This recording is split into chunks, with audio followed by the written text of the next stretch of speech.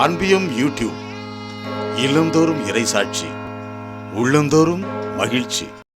அமைதியை உங்களுக்கு விட்டு செல்கிறேன். தெய்வமே, நீர் அமைதிய மன்னர், அமைதியை விரும்புபவர், அமைதியை கொடுப்பவர், மை தேடும் அனைவரின் உள்ளங்களிலும் அமைதியை நிரப்புகிறவர். கலங்கி போன மக்கள், உடைந்து போன உள்ளங்கள் மை தேடி வரும் பொழுது அவர்கள் அடைந்த மன அமைதிக்கு அளவே இல்லை.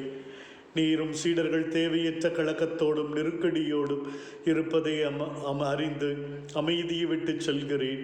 உள்ளம் கலங்க வேண்டாம் என்று ஆறுதல் மொழி சொல்லி என்றும் எல்லா சூழ்நிலைகளிலும் ஆதரவாய் இருக்க தூய் ஆவியார் என்னும் அமைதியை விட்டு செல்வதாக வாக்கு கொடுக்கிறீர்.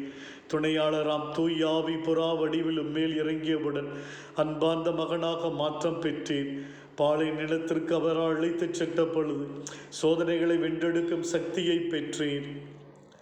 நீர் அனுபவித்த அதே தூய் ஆவியின் வலிமையான பிரசன்னத்தை திருத்தூதர்கள் வைத்துணர புது பலத்தோடு நற்செய்தியை துணிவுடன் இறங்கி செயல்படுத்த நாக்கள் வழியாக பிரசன்னமாக்கி நாவின் கட்டுக்களை அவிழ்த்து நற்செய்தி பணியில் தைரியமாய் அவர்களை செயல்பட வைத்தீர் சுவாமி.